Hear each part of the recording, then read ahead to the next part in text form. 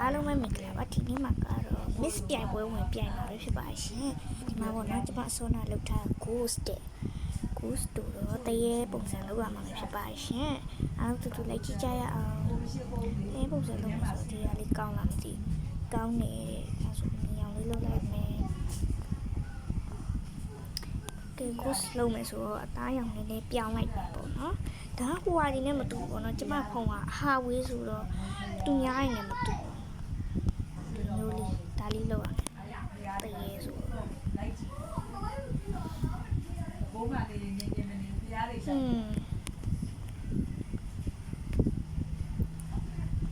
တရေဆို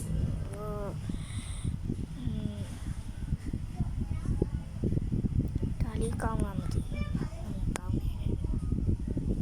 မင်းရောက်တယ်တော့ဒီမှာအနွေးတွေကမရှိ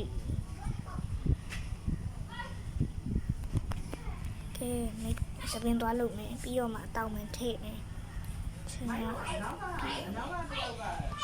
ဒါရမလာဘူးပေါ့ဒါလေးရောဒါလည်းတိတ်မလာဘူးဒါလေးရဒါ sorry ပါဟာလေခိုင်ပါဒါလေးရတော့နည်းနည်းတော့ဒါလေးဆိုဒါလေးလောက်ပဲကောင်းမယ်လို့သူတရေဆိုတော့အခုမှကလေးလေးတွေပါလာတယ်အကုန်လုံးပြင်လို့နော်ကဲဟောအကြီးပါလေးရတာဖြစ်ဒီသွားမယ်ပေါ့မိတ်ကပ်ပြင်မယ်မိတ်ကပ်ဟိုလေးတွေကအားမဲတဲ့ဒီရမှာကြီးတဲ့သူကကျမဒါလေးလောက်လိုက်ပရေဆိုတော့ရတယ်ရဲနဲ့အေးသေးသမားတွေနဲ့မိုင်းဆိုင်ကောင်းပါပေါ့နော်ပြင်တာတော့တိတ်မလာဘူးပေါ့စောနာလည်းပြိုင်လိုက်သေးတယ်တယောက်မှလည်းမလာ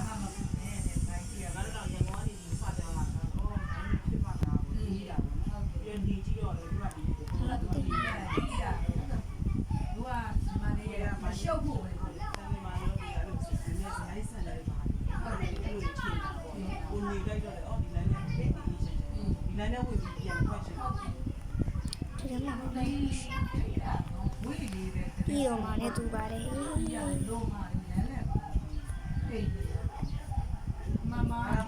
တရေထားတယ်ပတ်စံမရှိတော့လောက်ကြပါစိုက်မရှိတယ်အဲ့ဒါအဖွားကြီးအပေးနေပေးထားတယ်ပတ်စံမရှိတော့ပါဘူး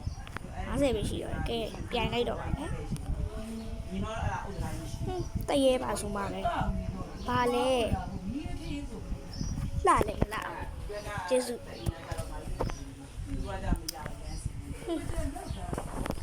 တော့ဒီလောက်ပဲရပါတော်လာပါရှင်တော်လာပါစကက်ပါလိုက်ရှင်ဒါလေးမှနည်းနည်း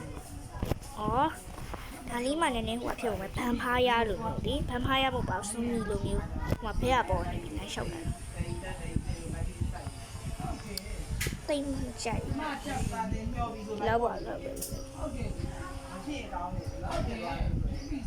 ပြေးပါပါ next နောက်တရားဒါလေးလှပါတယ်စူးမီလိုမျိုးပေါ့နော်ရလာလောက်လိုက်နောက်တရားတပါလေ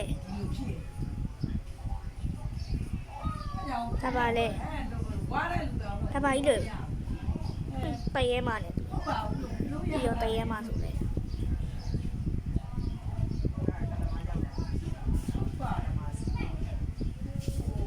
next နောက်တရားတရေမအေးပါဟဲ့ဆိုးပါတရေမလေ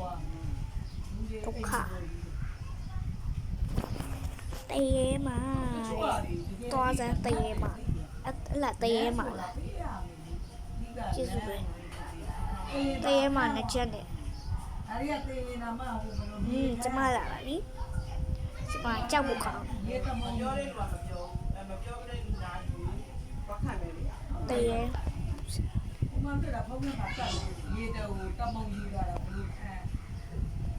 โอเค လာဟိုအလုပ်နေပါဒူလာမှာဩပြီးပြီကျမနောက်ဆုံးကျေးဇူးဘယ်သူနိုင်တာလဲ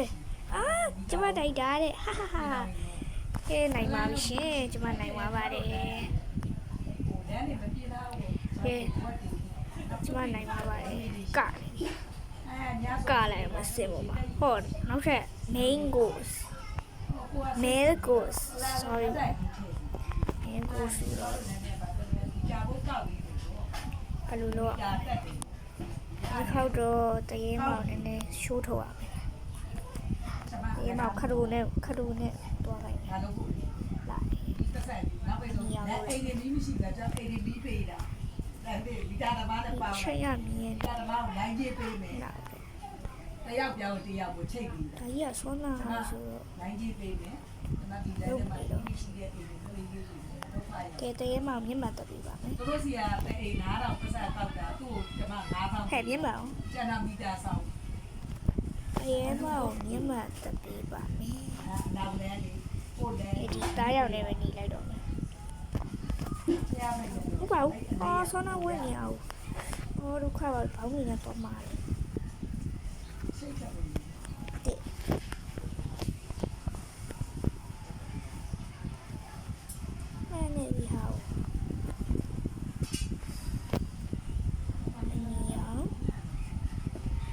ဖြုတ်လိုက်တော့ပါမယ်အားနဲ့ပဲချိန်ရပြည့်ရောမယ်ကဲဘောင်းမီရှာမယ်စကက်လုပ်လိုက်မယ် gas တလာတယ်မရောက်တင်းတင်းလုပ်လိုက်ဟုတ်လားပေးရဟိုပါပေးလိုက်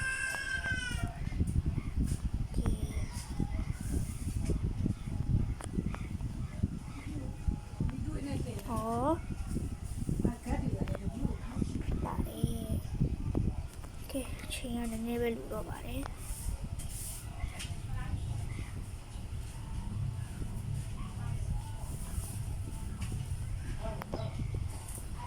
ဟုတ်ပါမယ်စပင်းဝယ်ရမယ်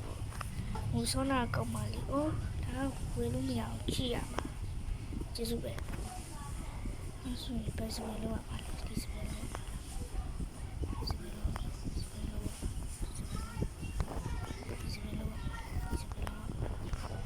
ကဲဘာစပင်းလောက်ရပါလဲ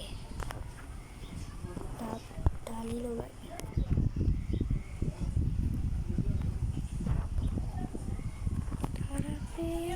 ရပါမယ်မိတ်ကပ်ပြင်လိုက်အောင်ပြင်တော့ပါပြင်လိုက်ပါမယ်ဆောနာကောက်ပါလို့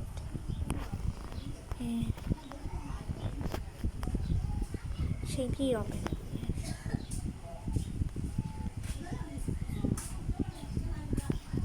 ရပြီ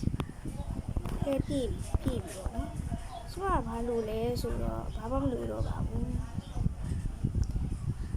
ဘာမှမလို့တော့ပါဘူးဆိုတော့ပြန်လို့ရပါတယ်ပြန်လို့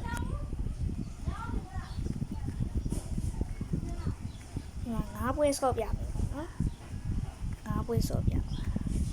ဟဲ့ပတ်ဆိုင်လားတရေမှာပတ်စံကိုင်းနေသွားစားဘယ်လိုတရေမှာတော့တော်လာတယ်မျက်မှန်အားလေမျက်စိပိတ်နေတရေမှာလာအောင်ပြရတယ်နောက်တစ်ယောက်ဒီဟာလေးကမှလှအောင်ပဲတရေမှာချောချောလေးတရေမှာချောချောလေးသူ့စပင်းလိုချင်တာသူ့စပင်းချိရမှာလေဒါလေးကလှတယ်ဒီလိုလောက်ထားတယ်လှလို့တရေနဲ့တော့မတူလှတော့လှရှိရှိလှတာနဲ့တိတ်ပြီး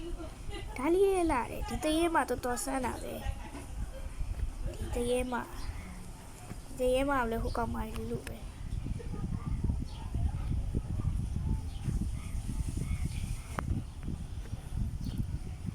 နောက်တစ်ယောက်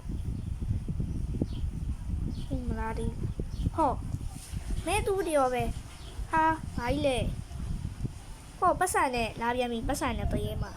ချီုံမိတ်ကတပိတ်တာလောက်ရှိတယ်တွားတယ်တော့ပဲပြီးတယ်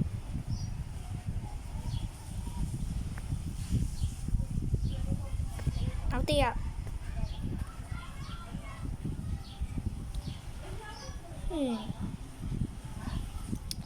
ဒီထဲမှာဘလူးလည်းမသိလှတော့လှဒါနဲ့ဒီလောက်ပဲပြင်မယ်ဩ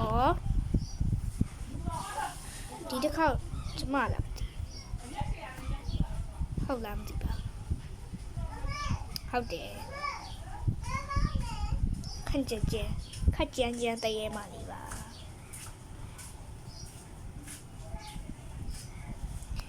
โอเคဒီ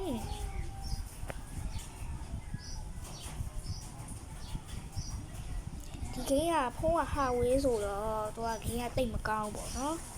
sorry ပါအော်နိုင်နေနှစ်ခေါက်ရှိပါပြီနော်နိုင်တာနှစ်ခေါက်ရှိပါပါပြီကဲဒီတစ်ခေါက်တရေမကြပါနဲ့တော့pool party ဒါဆိုဒါ pool party ဆိုတော့နည်းကျင်းလေးပြင်မယ်ဆိုတော့ဒါလို့လည်းပါ friend နေရ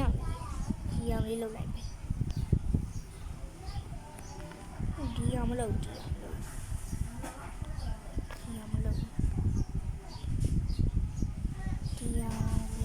ေးဆိုတော့မရအောင်လုပ်လိုက်မယ်ဖိုးပါတီဆိုတော့မရအောင်လုပ်ပြီးတော့ရှင်ဒါလေးလုပ်ချင်တာအဲ့ဒါလေးလုပ်ချင်ဒါလေးလုပ်လိုက်ဒါလေးကလှတယ်တဲ့ဟဲ့ဘာဖြစ်တာလဲဟောလုံးကြပါဦးအဲ့ဒါတက်ပြီရှီယုံဖနက်နောက်လည်းကြည့်လိုက်ကြပါတားရောက်ပြောင်း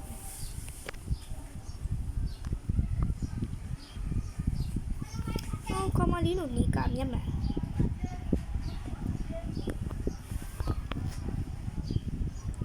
မလည်းနီကဘယ်သွားယူလာ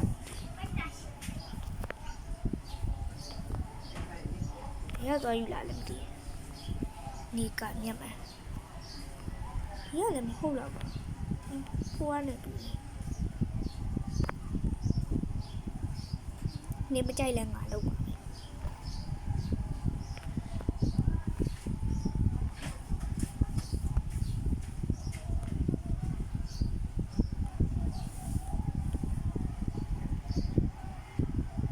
ကြည့်ဦးခဏကိုလည်းကြည့်လိုက်ကြပါရှင်နေရမင်းဘယ်ရယူညမဘယ်ရယူလဲ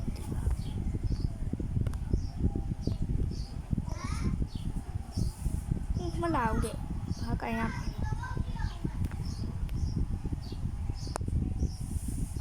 ှာ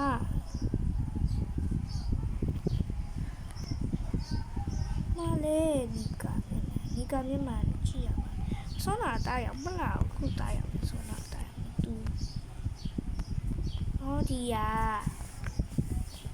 အမလေးအချိန်ပြေးတော့မယ်စပင်းအရင်လုံးပါမ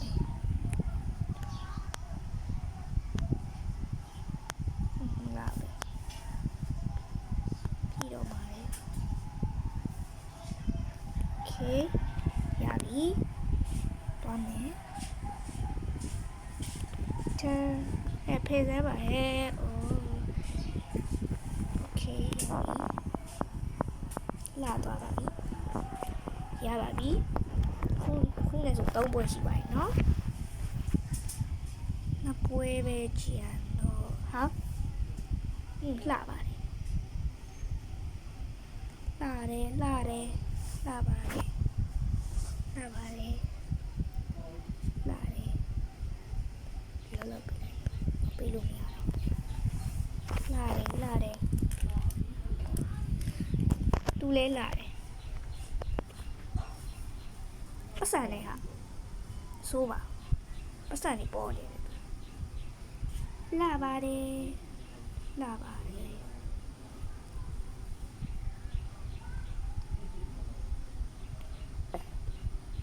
နောက်တည့်ရဘာကြီးလဲဟာဘာကြီးလဲအနောက်ကဘာတော့မသိဘူးလှနေလို့ဆိုတော့တွားစမ်းဟိုလေဟိုအင်္ဂလိပ်နိုင်နဲ့ ဟိုကအင်္ဂလိပ်နိုင်ငံကလာမသိတီလာရှင်လေအဲ့တီလာရှင်ဝတ်တဲ့အုတ်ထုပ်ကိုသူကဝတ်လာတယ်ဒါပါလေ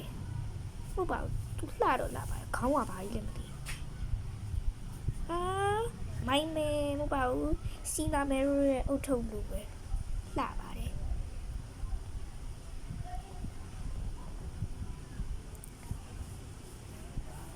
လာလားမသိမဟုတ်ဘူးဟောဒါသူလဲလှတယ်အကုန်လုံးလှတယ်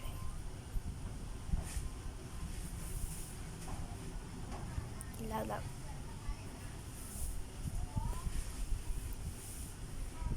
ရငါလားမသိပါဘူးဟုတ်တယ်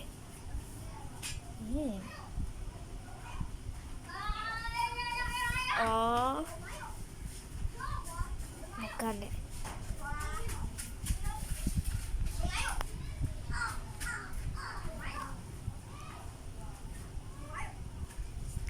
เคปดูนายมันไม่ติดเอานายมันไม่ติดเอาดูတော့ငါ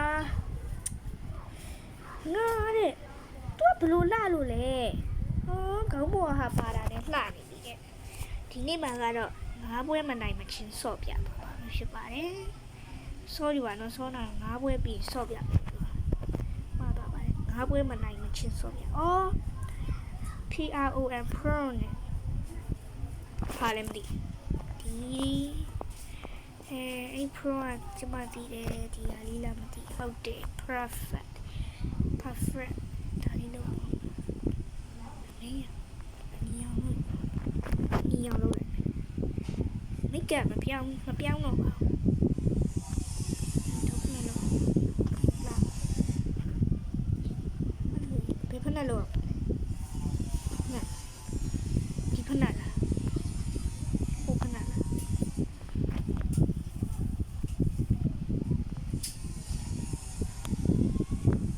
ဒီဖနလာ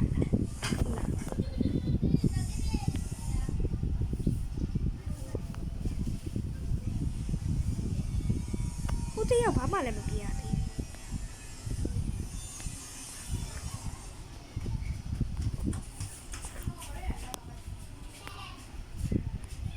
ဖနကိုအဲ့လိုမပြောင်းတော့သူ့လင်းဝ sorry ပါဆူညံနေလို့ခလေးတွေကဆူညံနေဆော့မကောင်းပါဘူးညမကြီးကြိုက်ဟော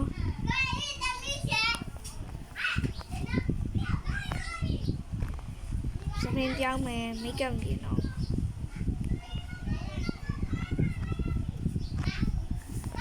လာလေဒီဟာလေးလာတယ်တားရောက်နေပြောင်းလှသွားပါပြီမိတ်ကပ်မပြောင်းတော့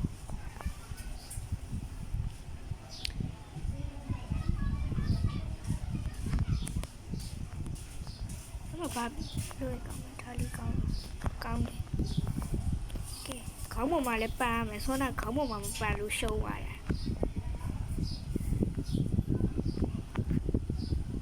ကောင်းလားဒါဆိုရင်လာ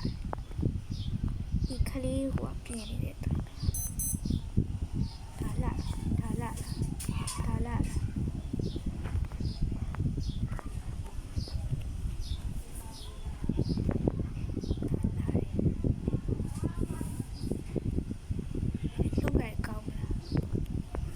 မနေ့ကအိတ်လေးနဲ့လှရနော်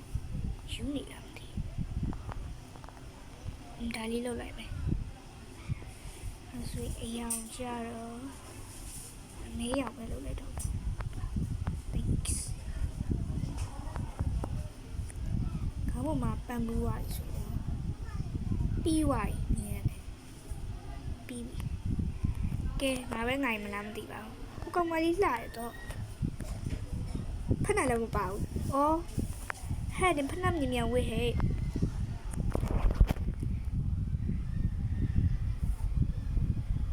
လဲလာပါတယ်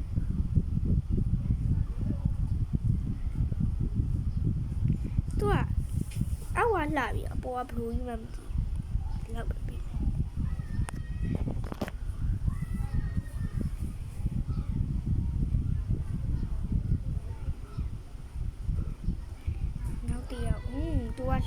သူကလည်းလေးပဲလာ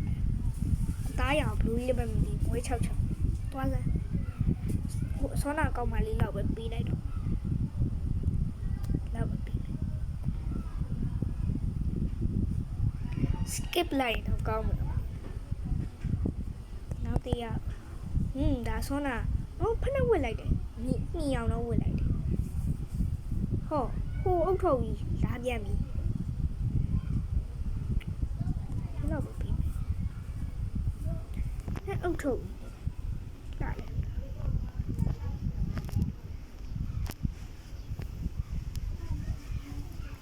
ဘာရုပ်ကြီးတော့ယောက်ျားရုပ်ကြီး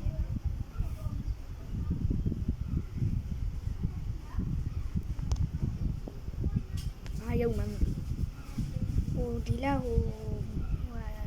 ရုပ်ရှင်မင်းသမီးလာပါဆိုမှပဲအဲ့လိုအင်ကြီးနဲ့လာတာသူ့ကလေးကြပါကြောက်ကောင်မလေးမဟုတ်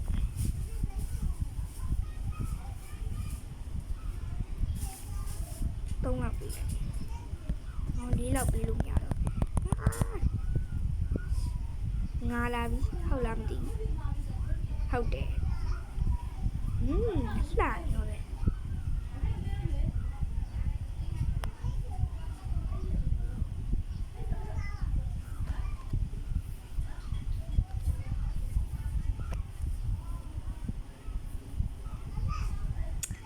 နိုင်မာတဲ့သူရဲ့ငါတယောက်တည်းလှတယ်ဟုတ်လားမသိဟမ်ဘာလဲသူနိုင်သွားလေဟာသူနိုင်သွားတယ်ဟာဒီလောက်ရဆိုးပန်းဆိုကွာစိတ်တက်တာကြာတော်ပဲတော်ကြည့်တတ်တဲ့မျက်လုံးတွေပဲတခုမှနှစ်ပွဲပဲနိုင်တယ်ဟုတ်တယ်မလားကဲဘယ် book club စာကြည့်တိုက်တယ်စာကြည့်တိုက်သွားတော့ရင်ရင်ကြည်လေးသွားမှာဖြစ်ဘောင်းမီမမဆိုဘောင်းမီပဲဝယ်ရမယ်ခုကမှဘောင်းမီဝယ်ရမယ်အဖေဘောင်းမီရဲ့တိတ်မကြမ်းရှုံရောင်နေဆိုးတာကြာတကယ်လူအယောင်မို့အော်ဒီဘောင်းမီရောက်ဝစ်လို့လည်းမရဝစ်ချင်လို့ပါဖနဝတ်သွားတယ်ဖနဒီအလေးလာဒါလေးလာ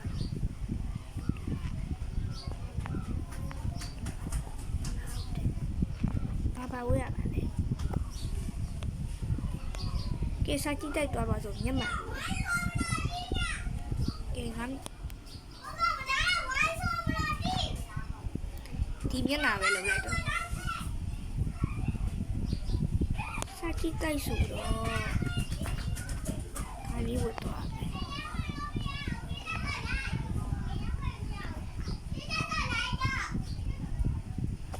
မလာဘူး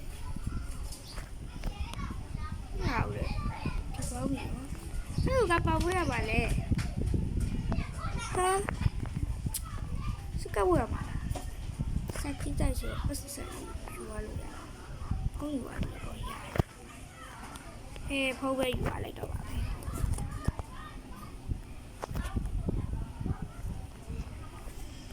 မယ်ပတ်စံရှိရဒီဟာလေးဝယ်ကြည့်လိုက်လောက်ပဲ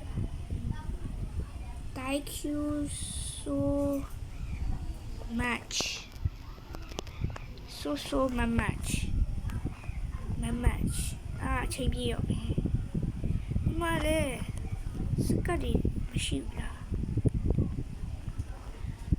ဆန္ဒဒီဘယ်နဲ့ဝတ်တာနော်ကိုယ်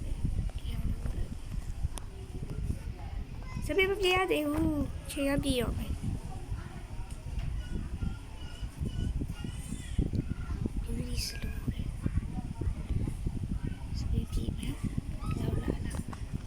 ဒီလောက်လာစမလာတဲ့သူကပြောတယ်ခေးလိုက်ဒီရလေးလုပ်လိုက်မိကဒီရလေးပဲလုပ်လိုက်ကောင်းမယ်နောက်ကြည့်ရနေပါပြီမလေးဘာစကဝဲရပါလဲဘာဖြစ်လဲဝဲလို့မရ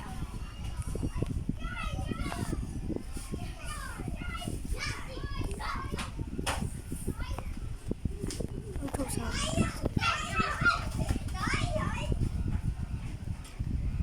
ထုတ်စားမယ်ကြောက်ပါလိုက်လာမလာဘူး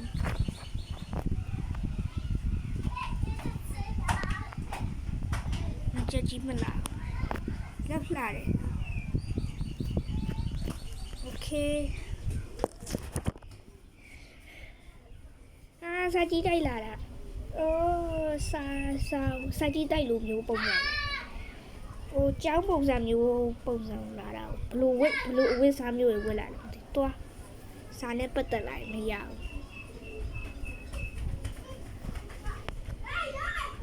နောက်တစ်ယောက်လာပြန်ပြီတစ်ယောက်ဝတ်လာတဲ့ဒီဇိုင်းစကတ်တူဝတ်တာတော့ဟုတ်ပါတယ်ဟိုကိုကြီးကနိုင်တာကြောင်းအောင်တွားစမ်းဖြစ်နိုင်ဘယ်လောက်မှလည်းမပေးချင်နောက်တစ်ယောက်ထွက်လာတော့လာပြန်ပြီနောက်တစ်ယောက်တေးသေးချာချာကြည့်ရမယ်သူဒီလောက်တော့ထားလိုက်မယ်မိတ်ကပ်ပြင်လာကြည့်အောင်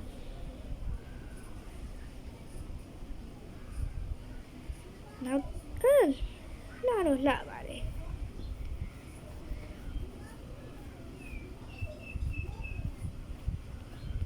လှတော့လှတယ်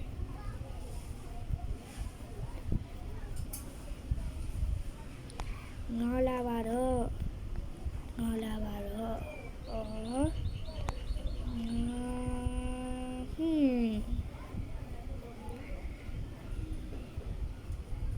လှတယ်လှတယ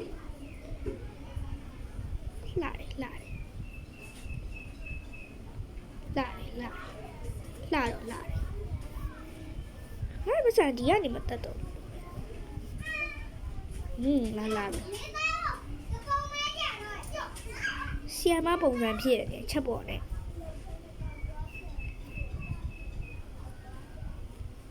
အဲ့ဝက်လိုက်ဆီယမဖြစ်သွားတယ်ကဲဘယ်လိုနိုင်မှလဲမပြောရတော့ဘူးနိုင်မယ်လို့နိုင်မယ်ပြောလိုက်တိုင်းမနိုင်ဘူး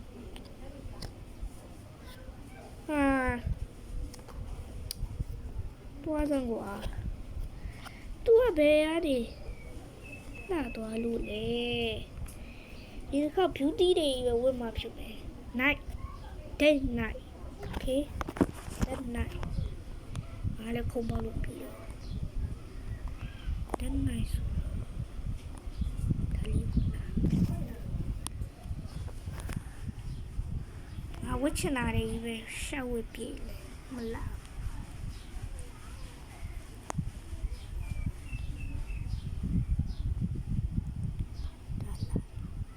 အဲ့လိုမျိုး perfect တွေပဲဝတ်ပါမယ်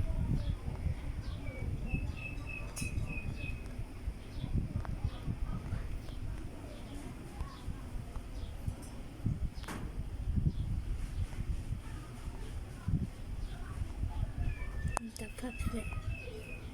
ဝယ်ဆိုချင်းနေအောင်လို့အမြင်အောင်လေးပြောင်းဟုတ်ချက်တူးရောက်ပြောင်းတယ်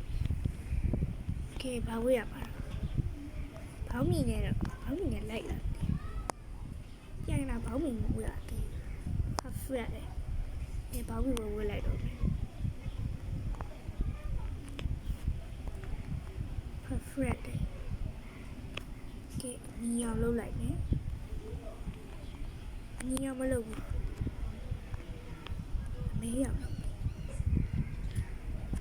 ညနာဒီပုံစံပဲမပြောင်းလိုက်ပါပဲ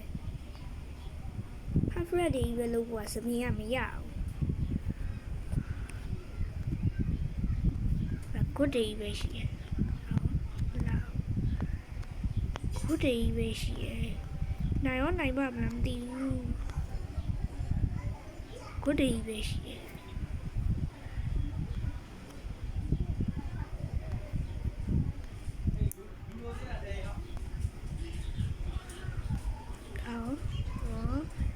ဝယ်လိုက်ကပါပူဆိုးတယ်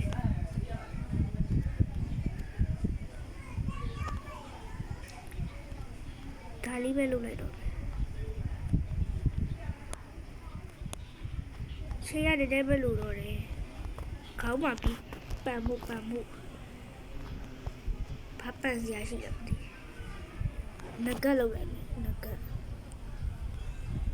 ငကမလာဘူးတဲ့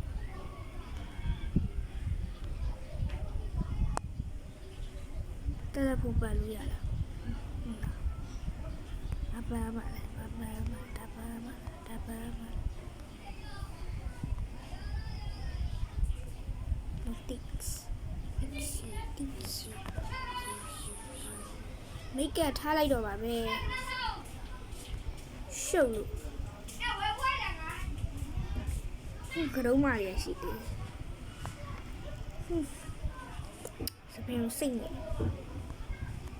Okay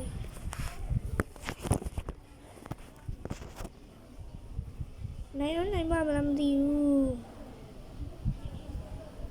skip လိုက်ကောင်းလား skip လိုက်ပြီးတော့ပဲရှုပ်လို့ပြီးရင်လာလဲပြီးဟုတ်တာလည်းမဟုတ်ကဲဒီတစ်ခေါက်အကုန်လုံး skip မယ် make it မပြောင်းလို့လည်းပါတယ်လေဒီဥပစံ50ပဲရှိဒီတာဘဒူနိုင်တာတော့ yes နိုင်ပြီကဲမနိုင်လို့ပြောလိုက်လို့နိုင်သွားတာမသိ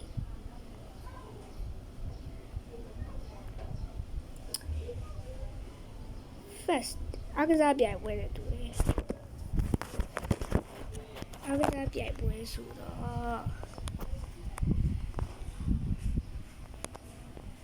how many do we have preference ဖနာလေဟောဒီလိုလေး okay ဒီတစ်ခါတော့ make it ပြရမယ် preference ဒါရလား good ဒါလာဆိုနာဒါလေးလုပ်လိုက်မယ်လက်အကားလေးဆိုတော့ဖြူရောင်လေးပဲလုပ်လိုက်ပြီဘာမှရ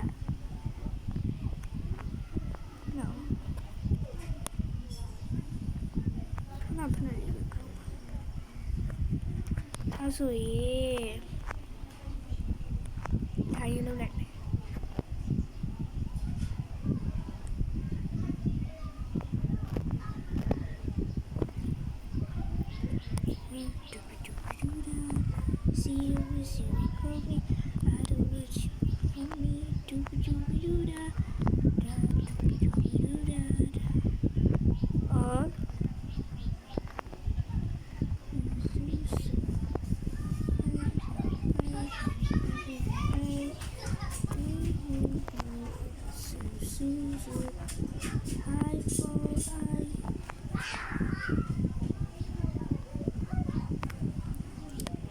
ချက်လေးကောင်းမှမသိရှုပ်ခရုံးတက်တဲ့ချက်လေးတက်လာတာကိုတော့ပြောတယ်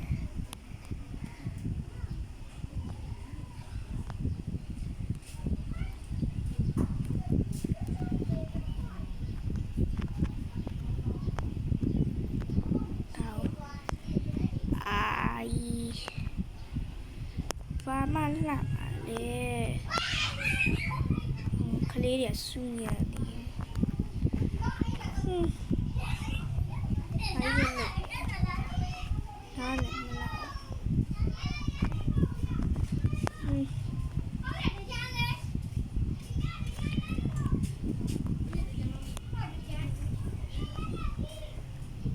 make up ပြင်မယ်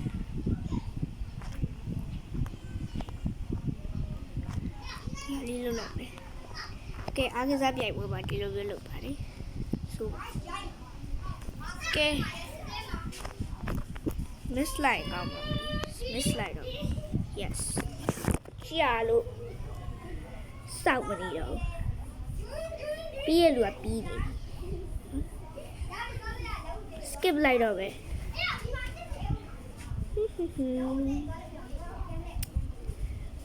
ချွေးထွက်မှာဆိုလို့လက်ရှိဝစ်လာတာချွေးထွက်မှာဆိုလို့လက်ရှိဝစ်ထားတာဟာပတ်စံအဲ့ဒီမှာဖြောင်းပြနေလောင်းနေပြီမီယိုမာလေ who win ဘယ်သူနိုင်မှာလဲဘယ်သူနိုင် yes နိုင်ပါပြီအဲ့ဆို၄ပွဲရှိပါပြီနော်၄ပွဲရှိပါပြီကဲသွားမယ်ဘယ်နေရာရောက်ပါလဲ first day ပဲ festival ဆိုတော့တကြံလုံးလိုက်မယ်ဟောရလားမသိတကြံဆိုတော့ဟာကောင်းလားငါတို့ကြိုက်ကြတာငါတို့လုပ်ရအောင်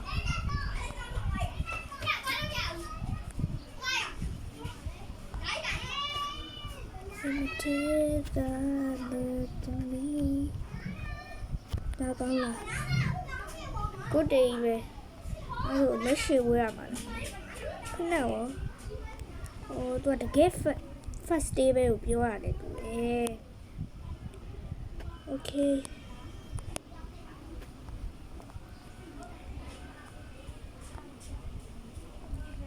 ဒါလာကလေးတွေကပုတ်ကလားရိုက်နေပါတယ်ကျဲစိတ်ရောက်တဲ့ပဲရောက်နေတော့ပဲဒုက္ခကျဲပြောင်းလို့ထင်းနေတော့လေကောင်းတယ်ဘာမှမဟုတ်ဝါရောက်လေးပြောင်းလိုက်ကောတော်ပါဘူးဘယ်ရမပြောင်းလိုက်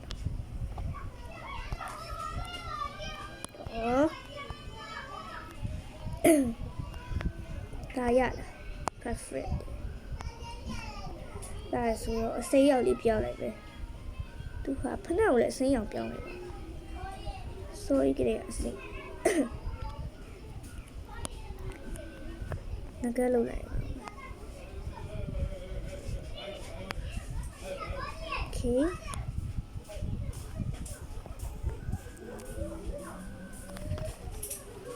right pack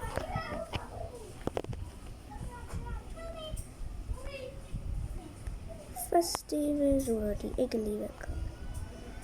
စင်းအောင်လေးလုပ်လိုက်မယ်သွားမယ်စပင်းကိုလည်းစပင်းကအမေရောက်လုပ်လိုက်လုပ်လိုက်ကြည့်ဦးဘောကမြတ်တာလေကောင်းလားအဲ့လိုမလုပ်ပြန်တော့လေမနိုင်ဒါလေးလာတယ်သူပြောတာမှန်တယ်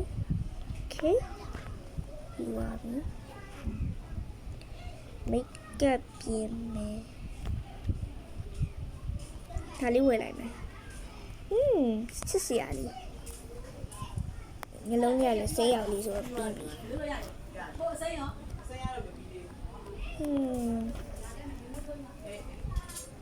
ြီအားလုံးပြီးသွားခေါင်းမဲကြံတော့ခေါင်းမှာဘာပန်ကောင်းမလဲမသိဒီခောက်တာပြီးပါပြီမပန်လဲရနိုင်မလားမသိချစ်စရာလေးအဲ့လိုချစ်စရာလေးပြောရင်မနိုင်ဘူးသူလည်းစိတ်ရောက် skip လိုက်တော့မှတ်တယ်မပေးတော့